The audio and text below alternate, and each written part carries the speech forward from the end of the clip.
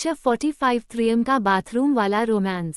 अदिति भिखारी से पैसे लूटकर नशे में लड़खड़ाते हुए भाग रही थी कि तभी अचानक से अदिति त्रियम से टकरा गई और जब अदिति ने अपना सिर उठाकर सामने देखा तो पाया त्रियम अपने सीने पर हौंठ बांधे उसे ही घूर रहा था। अपने आप को घूरता पाकर अदिति त्रियम को जबरदस्ती अपने दांत दिखाने लगी। त्रियम कुछ बोलता उससे पहले ही अदिति त्रियम को अपनी अधखुली आंखों से देखते हुए बोली, प्राणु उद्धरण चिन्ह। फिर अदिति त्रियम को अपने दोनों हाथों से पकड़ते हुए बोली, अरे यार पहले तो तुम एक जगह खड़े हो जाओ, पता नहीं क्यों पर तुम मुझे दो दो दिखाई दे रहे हो। फिर अदिति अपनी आंखें सिकोड़ते हुए बोली, एक सेकंड कहीं ऐसा तो नहीं तुम्हारा कोई जुड़वा भाई हो। हाँ। इतना कहकर अदिति ने जैसे ही त्रियम का चेहरा छूने के लिए अपना हौंठ आगे बढ़ाया तो त्रियम अदिति से दूर हट गया। त्रियम के यूं अचानक इस तरह से दूर हटने से अदिति अपने आप को संभाल नहीं पाए और वहीं लड़खड़ाते हुए गिर गई। अदिति की जैसे ही गिरने की आवाज आई तो त्रियम ने तुरंत ही उसे उठाने के अपने हौंठ आगे बढ़ाए, मगर अदिति ने गुस्से से त्रियम का हौंठ झिटक दिया और खुद दहाड़े मारकर रोने लगी।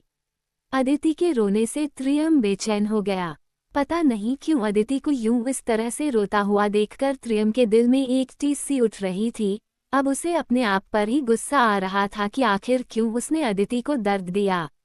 अदिति को रोता हुआ देखकर त्रियम उसके पास पहुंच गया और तुरंत अदिति को जबरदस्ती अपने सीने से लगाकर उसके बाल सहलाते हुए उसे चुप करवाने की कोशिश करने लगा। त्रियम के सीने से लगते ही अदिति ने त्रियम की पीठ पर घूंसों की बरसात कर दी, मगर त्रियम को तो जैसे कुछ फील ही नहीं हो रहा था। मगर अदिति अब काफी ज्यादा चिढ़ चुकी थी। काफी कोशिशों के बाद अदिति थक हारकर त्रियम के गले लगकर उससे लिपट कर रोते हुए बोली, तुम हर बार मुझे चोट पहुंचाते हो, तुम्हें मेरी हर चीज समझ आती है मगर मेरा प्यार नहीं। आखिर तुम अपने आप को समझते क्या हो? मैं तुमसे बेहद प्यार करती हूँ, मगर तुम ठहरे अंधे बहरे और अब देखो गूंगे भी हो गए हो। तुम बहुत बुरे हो। इतना कहकर अदिति त्रियम के सीने पर फिर से मारने लगी। त्रियम अदिति के दोनों हौंठ पकड़कर उसे संभालते हुए चुप करवाते हुए बोला, शश शश शश शश शश, चुप हो जाओ। मैं तो बहुत बुरा हूँ ना, हर बार तुम्हें परेशान कर देता हूँ, पर तुम समझती क्यों नहीं? मैं तुम्हारे लिए ठीक नहीं हूँ। मेरे साथ कब कहाँ क्या हो जाए मैं खुद नहीं जानता, इसलिए मैं तुम्हें अपने आप से दूर कर रहा हूँ ताकि तुम सेफ तो रहो। प्लीज अदिति मेरे लिए इतना मुश्किल मत करो कि मैं तुमसे दूर ना जा पाऊँ।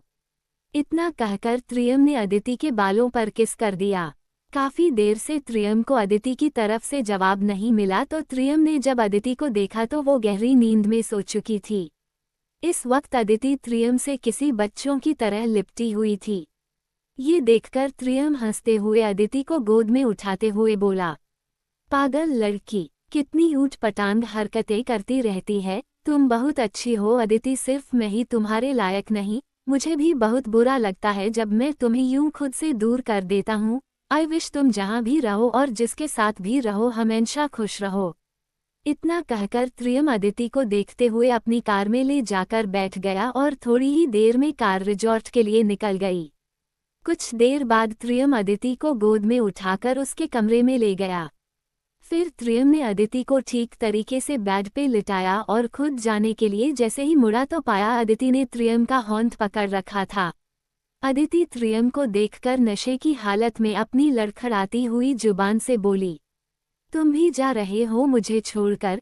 सब चले गए, मम्मा और दीदी भी, क्या तुम भी मुझे छोड़ दोगे?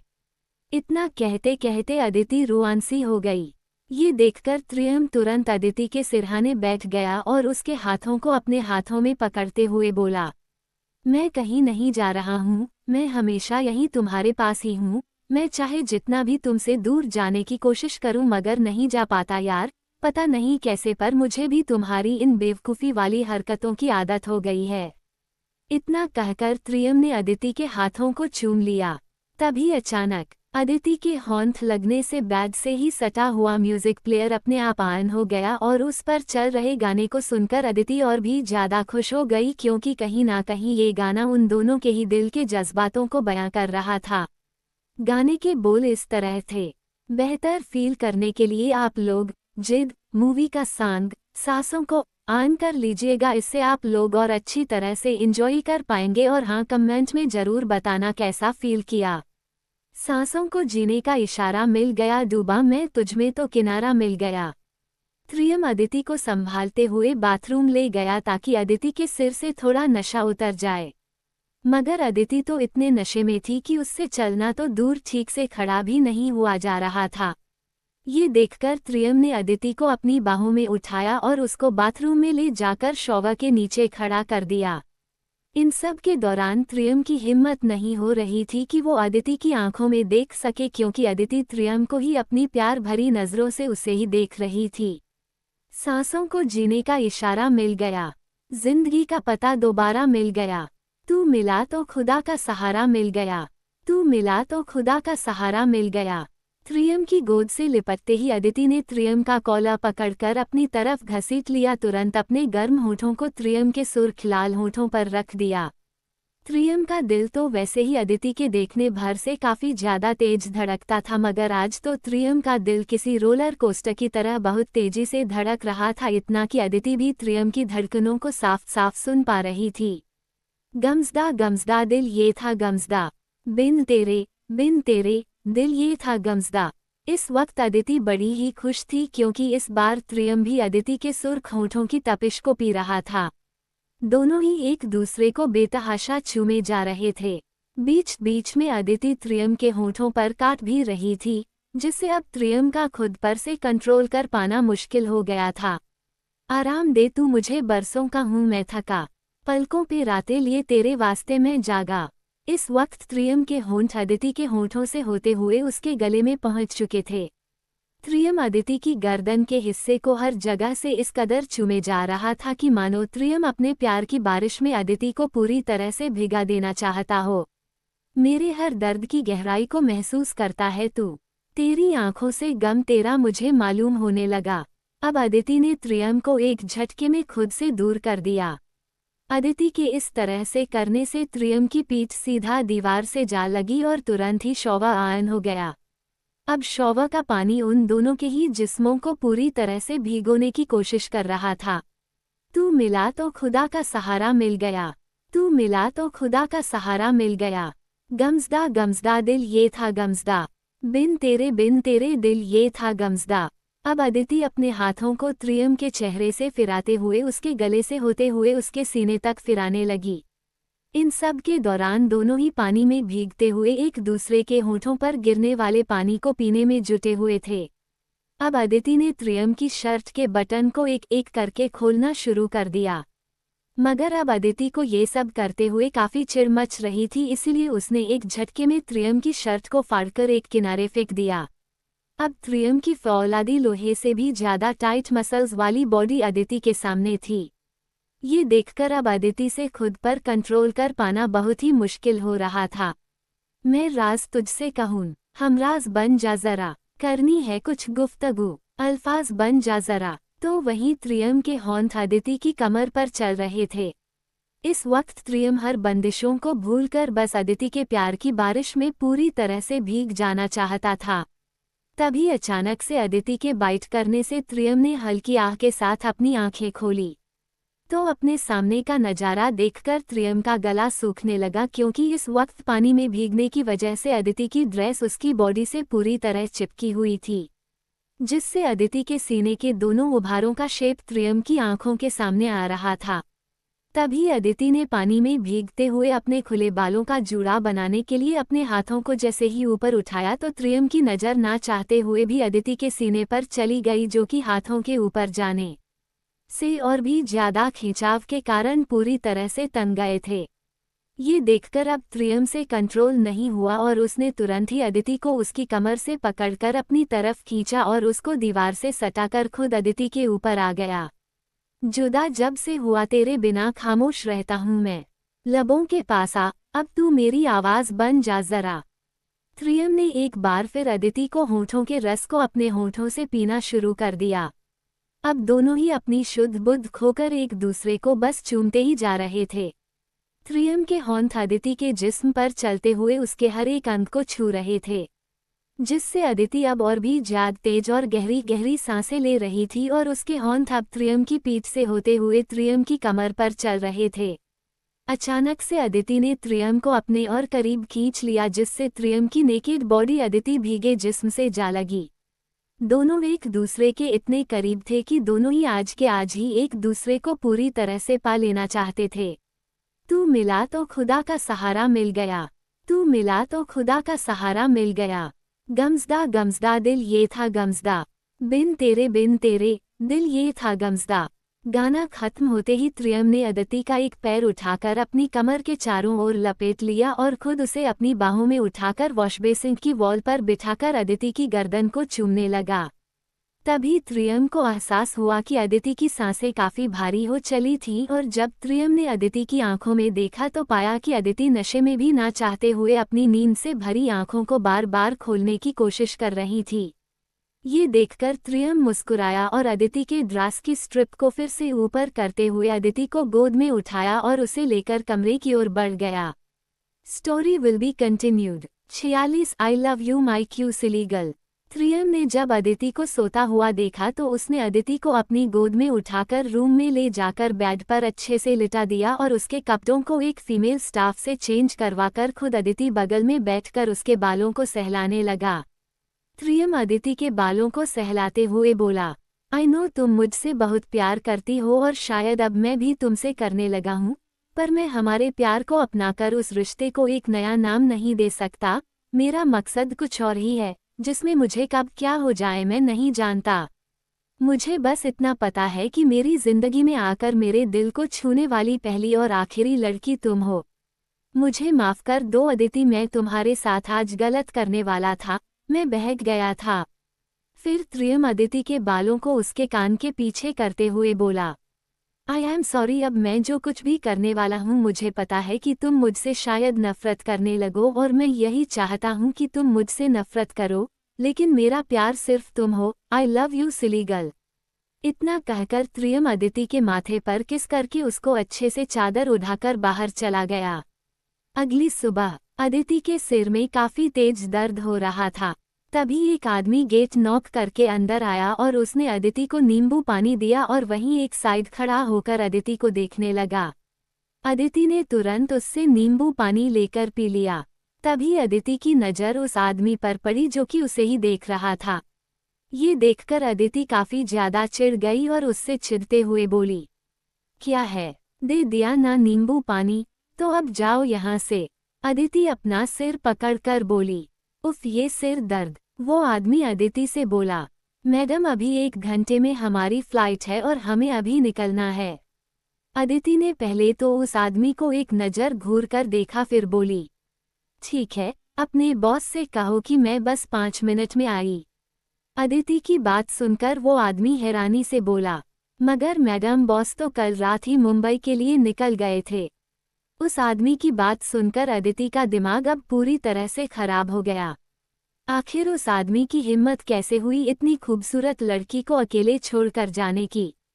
ये सोचकर अदिति उस आदमी से गुस्से से बोली, चलो आज तुम्हारे बॉस की सारी हेकड़ी ना निकाल दी तो मैं भी तुम्हारी मैडम नहीं। आखिर उस शैतान की हिम्मत कैसे हुई मुझे यहाँ अकेला छोड़ने की, उसे तो अब मैं बताऊंगी, बस एक बार मुझे मुंबई पहुँचने दो।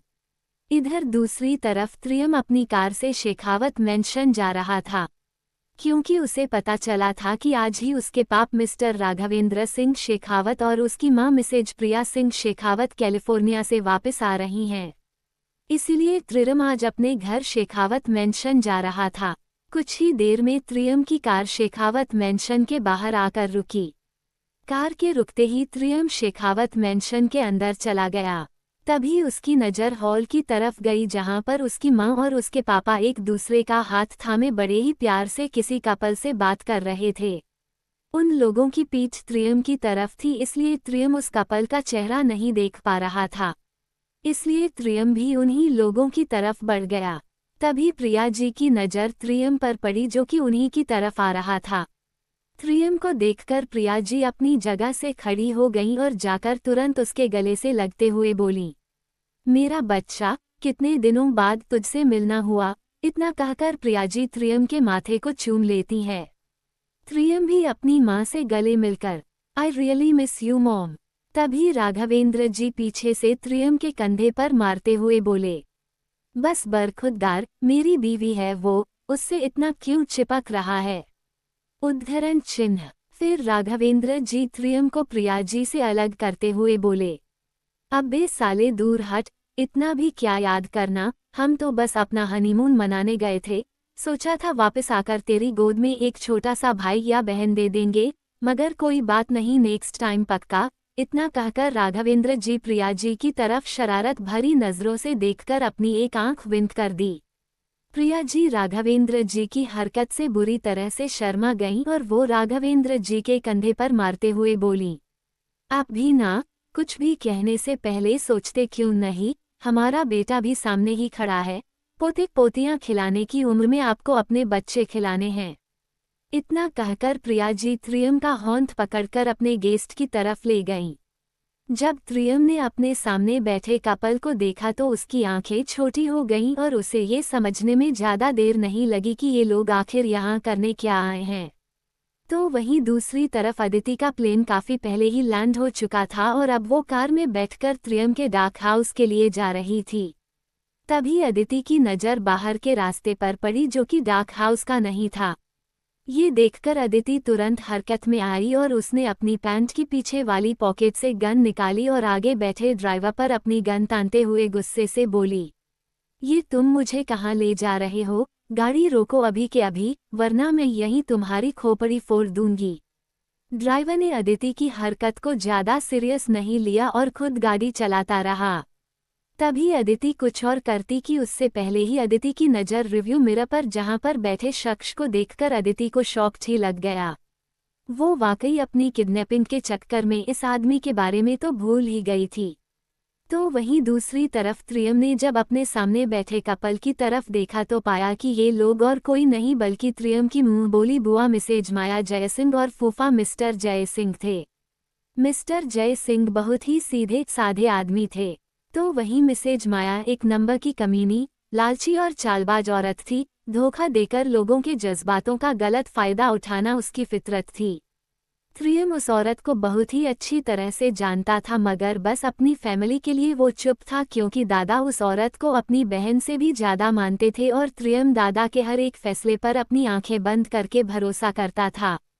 तो वहीं अदिति ने जब मिरर में ड्राइवर को देखा तो हैरान रह गई। अब उसे समझ नहीं आ रहा था कि वो खुश हुए या फिर दुखी, क्योंकि ड्राइवर सीट पर और कोई नहीं बल्कि अदिति के पापा रणविजय जी बैठे थे।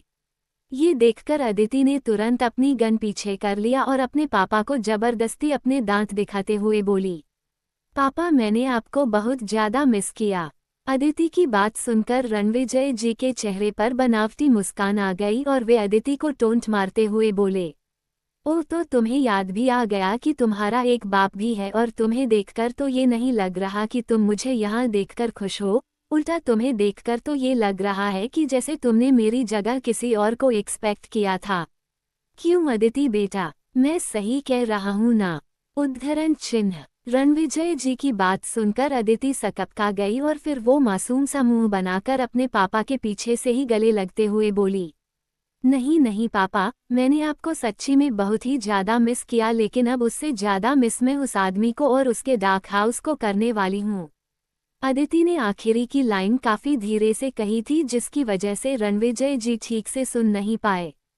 तो वहीं शेखावत मेंशन में प्रिया जी ने त्रियम के ऊपर एक और बम फोड़ा कि माया और जोया के मॉम डैड हैं और वो यहाँ किसी खास काम से आए हैं, इसलिए ये लोग कुछ दिन और हमारे साथ ही रुकेंगे।